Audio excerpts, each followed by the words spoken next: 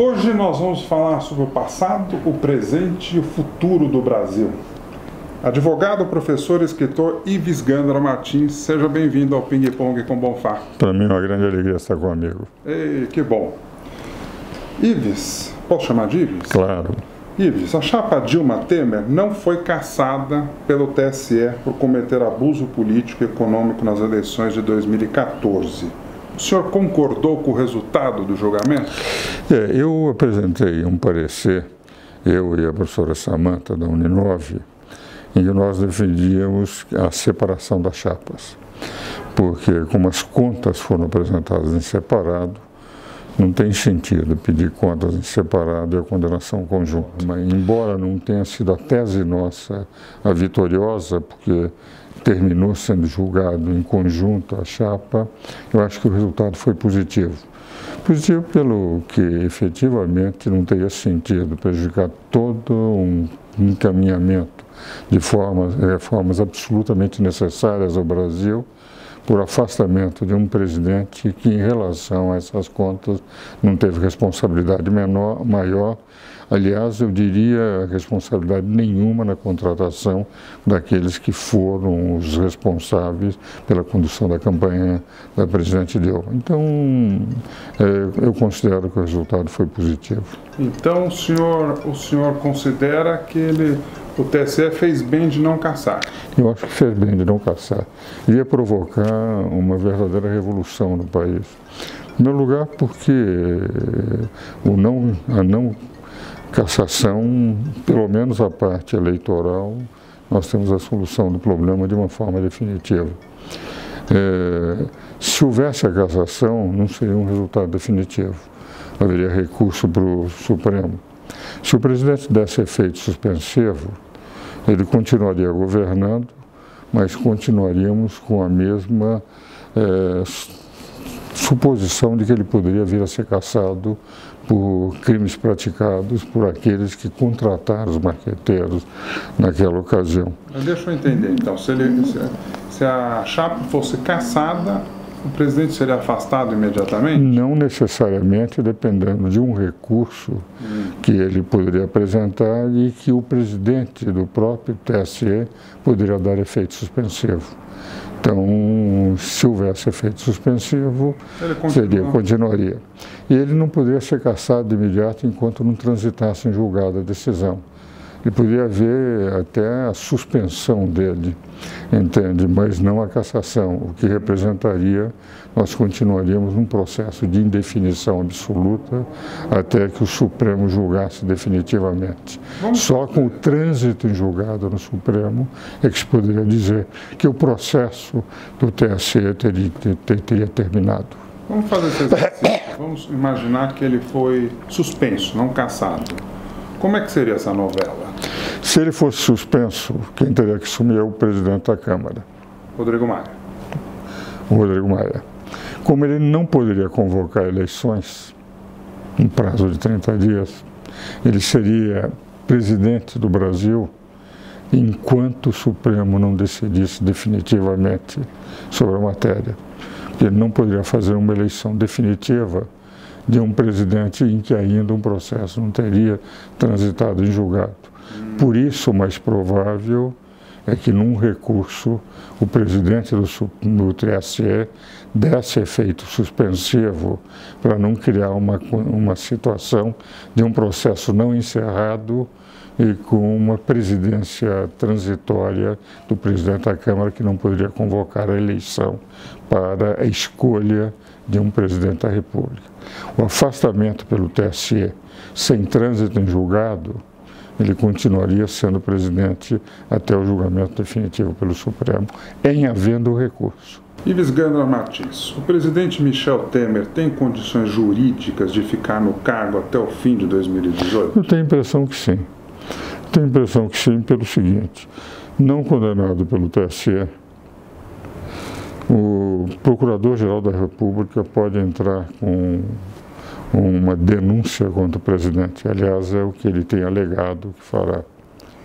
Essa denúncia poderá ser aceita ou não pelo Supremo. Pela gravidade da denúncia, certamente não deverá haver uma distribuição automática para o ministro Fachin. Deverá ser sorteado um ministro relator, que vai ter que estudar todo esse processo. Uau. Esse processo, estudando com todos os elementos que está sendo apresentado, ele, antes de aceitar ou não a denúncia, uma questão de bom senso, o relator deverá ouvir as partes, o que ele tem a alegar, para ver se é verdade ou não aquilo que o Procurador-Geral da República está dizendo. Só depois isso seria levado para o plenário. Levado para o plenário poderá rejeitar a denúncia e não haveria problema nenhum. E poderá aceitar a denúncia. Se aceitar a denúncia, não poderá continuar o processo no Supremo. Terá o Supremo que comunicar à Câmara dos Deputados para que abra o processo de afastamento do presidente Temer. A Câmara dos Deputados terá que decidir. Se houver 172 votos a favor do presidente Temer na Câmara dos Deputados, o processo fica suspenso. Se ele for afastado, assume o presidente da Câmara, Rodrigo Maia, e o processo começa no Supremo Tribunal Federal a partir da denúncia, defesa, etc. Um processo demorado, processo que as partes vão ter que opinar, as testemunhas vão ter que falar. Então, não é um processo normal. Enquanto isso, o presidente Rodrigo Maia continuará como presidente e não poderá convocar eleições em 30 dias, porque o presidente Temer terá sido apenas afastado. E com um processo no Supremo, coitiva de testemunha, com relator, revisor, etc., durará meses, pode ocorrer que, se acontecer essa hipótese do presidente Temer afastado, ele terminar o mandato como presidente afastado e o presidente Rodrigo Maia como presidente do Brasil até 31 de dezembro de 2018. Isso pode acontecer? Isso pode acontecer. Na eventualidade do presidente Temer não conseguir 172 votos. Agora, minha opinião é que a presidente Dilma só não conseguiu 172 votos porque, no estilo da presidente Dilma, ela não dialogava com deputados, com senadores. Ela era extremamente autossuficiente. O seu diálogo era um diálogo difícil, enquanto que uma das características do presidente Temer, que foi 3 vezes presidente da Câmara dos Deputados, que o diálogo dele é fácil. Ele disse sempre que o sistema dele era um sistema parlamentar de governo, porque ele não governava sem conversar com a Câmara.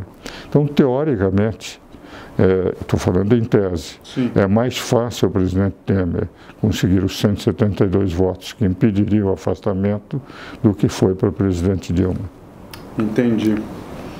Você acredita que o presidente Michel Temer pode não aguentar a pressão e renunciar ao cargo a qualquer momento? Não acredito, não é do estilo do presidente Temer.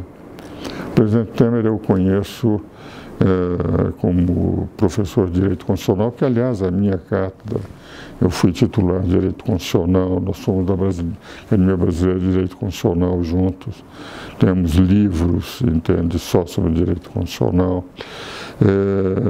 A posição do Temer é que ele sempre foi um lutador, sempre foi um cidadão extremamente hábil na discussão de temas acadêmicos e temas de governo. Algumas das teses jurídicas que prevaleceram no Supremo em matéria de direito constitucional foram apresentadas pelo presidente Temer, e ele já declarou repetidas vezes que ele não vai desistir. E não vai desistir por uma razão muito simples.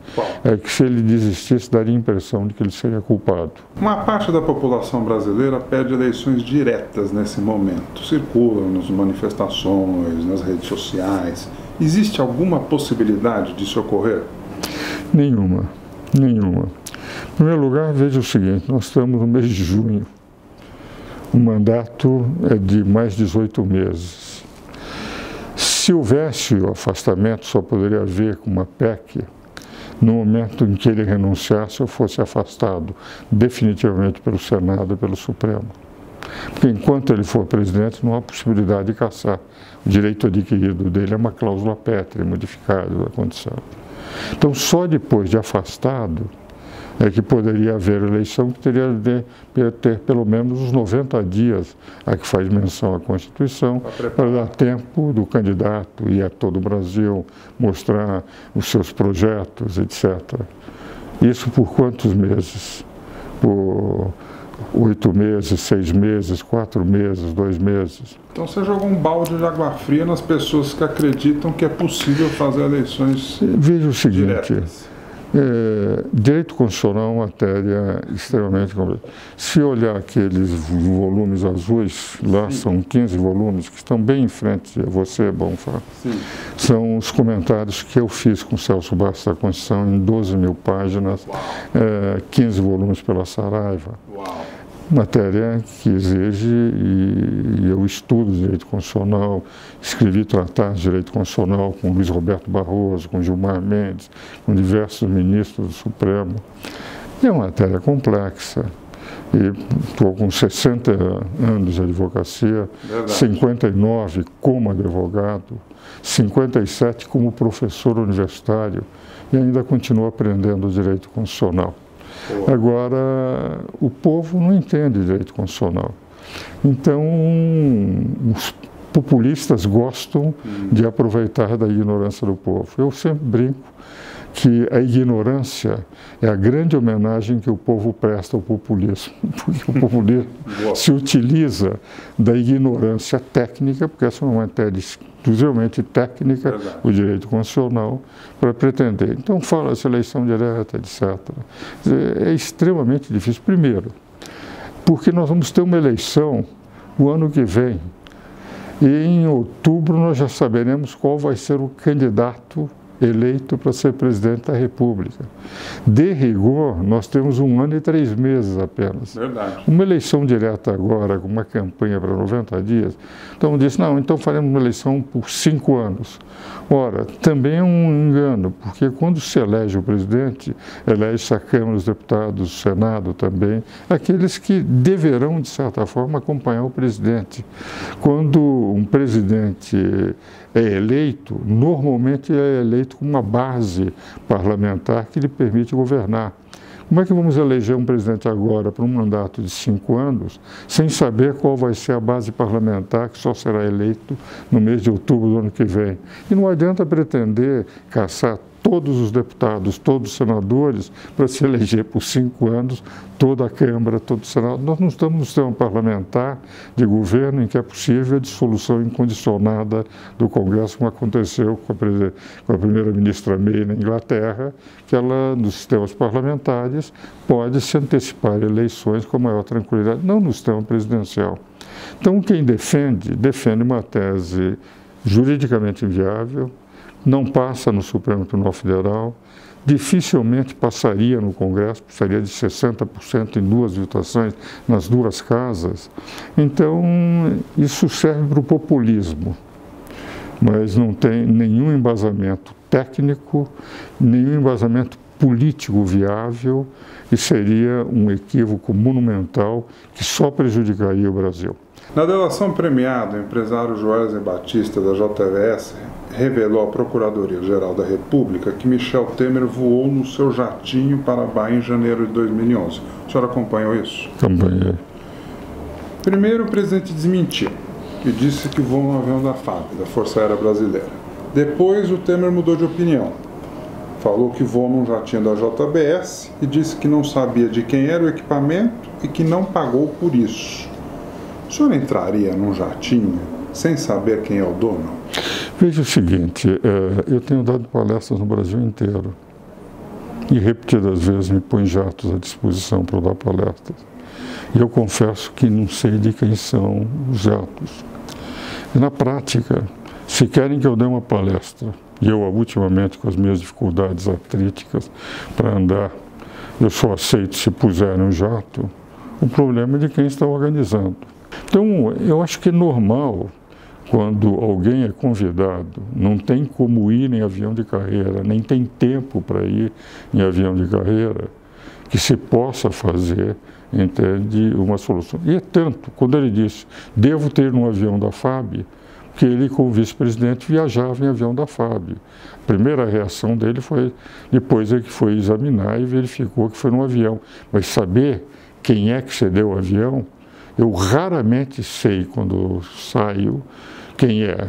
Normalmente, o que ocorre é que vai-se em companhias que são contratadas, o líder, o global, etc., entende? Mas quem contrata, quem está pagando, eu não faço ideia. Então, esse do avião, considerar que isto é elemento para afastar um presidente da República, me parece, apesar de eu admirar o Janot, achar que o Janot efetivamente é um cidadão competente, eu não sei, ultimamente eu tenho a impressão que ele está extrapolando as suas funções.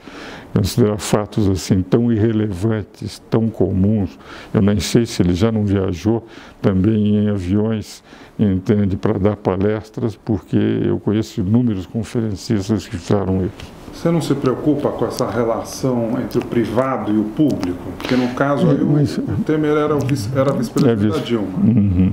E foi num jatinho particular do empresário. Mas para ir a um congresso, ele não foi para fazer nenhum contrato, não foi para tratar de questão política nenhuma. Ele foi para discutir reformas através da oitiva de especialistas que iriam apresentar. Era até uma honra para o Congresso ter o vice-presidente ouvindo propostas concretas, como Paulo Rabelo, em nosso nome, apresentou sobre o sistema tributário. Essa palestra que, inclusive, Bonfá, basta pedir ao Paulo, ele tinha toda ela, porque nós depois fizemos com que ele reproduzisse no Conselho Superior de Direito da FEComércio, que eu presido, o que vale dizer, levar um vice-presidente que tem a responsabilidade de eventualmente substituir a presidente, para ouvir sugestões para melhorar um país, um sistema tributário que é um dos mais arcaicos do país, um sistema tributário que teria que ser mudado e que as autoridades, o corporativismo brasileiro não permite que se muda, sendo um dos elementos que mais atrasa o desenvolvimento do Brasil, levar o vice-presidente para ouvir, exclusivamente para ouvir, propostas concretas de especialistas, isto para o Procurador-Geral da República é um elemento que prejudica. O senhor não deveria ter ouvido, o senhor não deveria ter ido, o senhor deveria ficar em Brasília, porque o senhor foi num avião que o senhor não sabia de quem era, e esse avião, só nós viemos a saber depois, que era um dos dois maiores criminosos que colariam o Banco do Brasil, anistiados pelo Procurador-Geral da República, com o aval de um querido amigo meu, companheiro e confrade da Academia Brasileira de Direito Constitucional, da Academia Brasileira de Direito Jurídico, onde votei nele para entrar, que é o ministro Fachin. Grande jurista, mas que homologou. Não será encarcerado. Os dois maiores criminosos, não sou eu que estou dizendo, eles é que disseram. Eles é que disseram, corruptores de 1829 políticos. E que o senhor Janot, esse cidadão, que agora diz que é gravíssimo, o vice-presidente, ir num jato que ele não sabia de quem é, mas que era dos batistas, mas os próprios batistas, que ele não permitiu que fosse encarcerado, que fizesse uma operação de vendas de ações na alta, comprasse em dólares na baixa, mandasse o seu iate para os Estados Unidos e usufruem tranquilamente, enquanto uma senhora que roubou ovos de Páscoa não conseguiu obter o habeas corpus e continua encarcerada. Segundo a não concessão, e eu compreendo que o ministro Luiz Fux foi obrigado a ficar exclusivamente nos aspectos processuais. Mas essa que roubou alguns ovos de Páscoa está presa. E eles que deram um golpe em toda a comunidade brasileira, fizeram uma fortuna à custa de propinas autoconfessados. Eu não estou acusando, eu estou apenas reproduzindo o que eles disseram. Esses cidadãos estão usufruindo tranquilamente nos Estados Unidos as benesses dos 13 anos de corrupção em que conseguiram fazer a fortuna que têm. Isto eu lhe pergunto, Bonfá. Vamos lá. Você acha isso justo? Não, não acho justo. Eu e a população brasileira não achamos.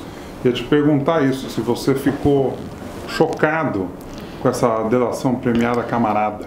Eu acho que, no momento que eles fizeram delação premiada, é importante uma redução de pena. O Marcelo Odebrecht teve uma redução de pena. Mas não perdoar.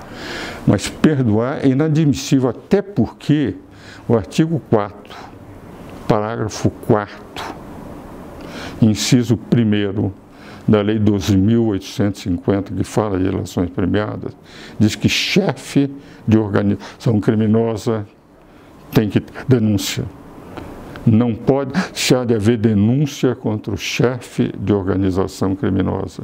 E eu pergunto, dessa organização que corrompeu 1.829 políticos, segundo a própria confissão dos corruptores, quem são os chefes? Boa. A Operação Lava Jato já chegou no Congresso Nacional, nas empresas, no Palácio do Planalto, na maioria dos partidos políticos, mas ainda não atingiu o judiciário brasileiro. Nas redes sociais, muita gente pergunta, será que os ministros do Supremo Tribunal Federal são confiáveis? Veja o seguinte, eu tenho livros escritos com grande parte deles. Conheço os 11, entende? E sou confrade, por exemplo, de alguns deles, para Luiz Fux, do Fachin, na Academia Brasileira de Letras, Juiz Gilmar, na Academia Brasileira, Carmen Lúcia, temos livros escritos, o Marco Aurélio Lewandowski, temos livros escritos, entende? E são grandes juristas. Toffoli, temos livros escritos. Você escreveu livro com todos? Com todos eles? Com esses eu tenho livros jurídicos escritos. Com todos?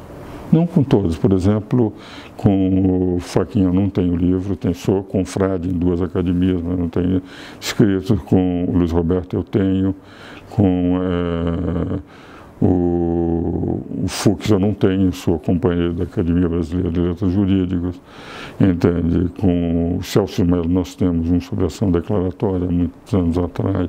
Do que eu conheço dos 11 ministros do Supremo, onde eu atuo mais, comecei a sustentar lá pela primeira vez em 1962, eu não vejo, eu posso discordar e discordo muitas vezes das posições, do protagonismo, de serem legisladores positivos, mas tenho um profundo respeito e do ponto de vista da honestidade, eu não vejo absolutamente, em 59 anos, nunca diagnostiquei, enfim, nada que representasse uma conduta menos idônea. Professor, muito obrigado. Ora, grande prazer, Marcelo, grande satisfação. E o Ping Pong com Bonfá fica por aqui e a gente se vê no próximo programa. Até lá. Tchau, tchau. Curtiu essa entrevista? Ah, que bacana, temos muitas para você assistir. É só clicar nesse retângulo para você ver a próxima entrevista. Aí não se esqueça de se inscrever aqui no Ping Pong com Bonfá. Tá vendo esse círculo com a minha cara? Só clicar aí para você ficar sabendo das novidades do talk show.